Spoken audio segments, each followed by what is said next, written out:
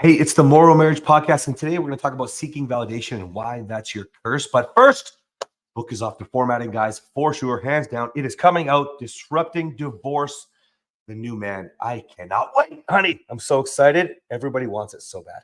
This is a great tool, but like all the tools, we have our own twist. Validation versus keeping the peace. Why you need to stop talking about sex if you're not having sex. That it is the man's fault. Marriage sucks. I'm Cass. I'm Kathryn. You go in and you lay a boundary without connection. It breeds more disconnection. Why are you in this messy marriage? And it's not what you think. Don't do that, because then that is not authentic. That's fake, and you're trying to be somebody that you're not. You need the foundation to have the intimacy. But right now, you need to rebuild the foundation. We're Morrow Marriage. Let's flip divorce statistics with the new marriage. Everybody does. We've been getting excited. a lot of messages. Oh my gosh, I'm so pumped, guys. If you've been ready for the system, it's going to be available really soon. So stay tuned. Make sure you're following. Make sure that you're sharing this podcast. Make sure that you're sharing the content on social media so we can actually disrupt divorce. The title means something to Kathryn and me. We just believe it. It's happening, guys. This is a 30-year goal. We are 2 years in, and we are crushing it. 4,300, a little more, almost 4,400 couples in just about 27 months. Wow. I'm so pumped. Anyways, thanks for that. Okay. MorrowMarriage.com/disrupt. Make sure you get the first copies and all the promotions that are coming with it. All right. Seeking validation and why it's your curse. Listen, if you struggle with needing love from your partner to feel whole, it's your curse. That's it.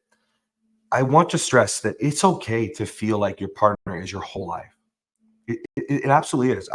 Kathryn, baby kicks, you are everything you are my whole life. Okay? So everything that I do feeds into and fuels my whole life. Okay? But it's not Kathryn that fuels me. Okay? The benefit, the beautiful byproduct, I love how you say that. I've been saying it a lot lately. The beautiful byproduct is the wonderful marriage, is the passion, the love, the connection, the team that comes before the kids, the team that makes dreams and goals happen. Her and I is the beautiful byproduct because I don't need Kathryn's approval. I just like it. Of course it feels good. Let's be real. Everybody wants to feel loved and needed and validated by their partner. Is that right? Mm-hmm. Okay. It's one of the things that relationships are built on. 100%. But we get in this awful divide. There's a gray area between how much you need to survive from your partner's approval and their validation versus I can be okay. I can survive without it. And I'm going to break this down really simply, okay? I can survive without Kathryn, but I would die without you. No, I would die. Yeah. So when you understand there's a clear difference, there's a divide, you can start to bring your own energy into the relationship. So let me give you an example, okay? If Kathryn's very important for Kathryn to work out, okay? To be healthy, to have a longer, sustainable, whether we're talking about looks, whether we're talking about how we feel, whether we're talking about long life, she's always reminded me, okay? Now, if I work out just so Kathryn thinks that I'm doing a great job because I look good, I'm living life and all these things. You do look good. Thank you. Yeah. Validation. Validation. So if I do that only, I'm not going to actually go there and get a great workout. I'm only doing it to see if my wife notices. And then it's not going to matter to me, which means that validation that I'm seeking isn't going to provide those dreams, those goals, that team that I was talking about. See, we have to be on the same page with those dreams and those goals. So if I'm only doing it for her, and I'm not saying we don't like compromise or come up with a plan for things that aren't aligned. Well, common goals. Common goals. Yeah, that's normal. Yeah. But the moment that I'm doing it, for her, I'm sacrificing who I am, right? Now, what you need to really dive into with this is accept and embrace that your partner's approval is a sign of more of accountability, right? If you can understand that, okay, well, if I'm not working out, using that same example, then that's more about accountability than I look good. Yes, I want Kathryn to think I'm attractive. Yeah, I like that she stops and says that. But I'm not going to actually move us forward if I don't value it the same way because I'm doing it for me. That makes sense? Makes a lot of sense, yes. Okay. Do you have anything you want to add right now? No, I could give like an example, like a parallel example. I would love, yeah. So hair. Let's talk about hair, ladies. So I love having nice hair. I pay a lot of money for my hair. I put a lot of effort into my hair. Cass loves when I wear my hair just like this. If you're not watching on YouTube right now, it's just long and straight. Yeah. And yeah, he likes that I take care of my hair. Now, I put a lot of effort in to make my hair look like this. I don't wake up like this, everybody. What? But here's the thing. If I only did it so that I got a rise out of him or a reaction. She does though. Yeah. Big rise. Get the rise. Yeah. If I only did it to get a reaction out of him, what would happen to me is I would be doing it for validation and it would be exhausting. It's the same way that he talked about the working out.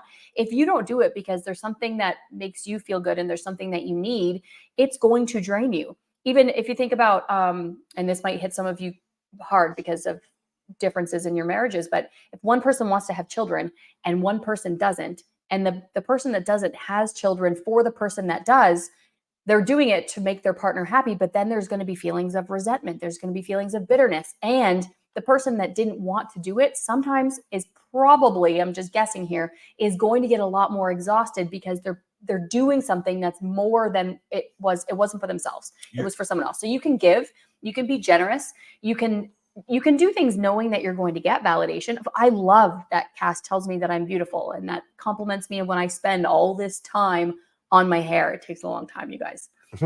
So I think that it's really important to recognize that when you're doing it for someone else, you need to have that intrinsic motivation for you so that you are being authentically yourself, because that gives you energy.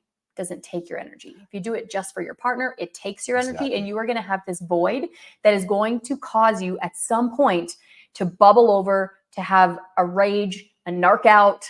Maybe you're going to go into a depression. You'll feel anxiety. You'll feel bitterness. You'll feel all of those negative things when you're doing it exclusively for your partner and for validation. I'm actually surprised you said probably, and you're guessing right now, because you're 100% correct, Baby Cakes. Like, if you guys can understand why it's the curse, is when you do that to your partner, the bottom line is this, okay?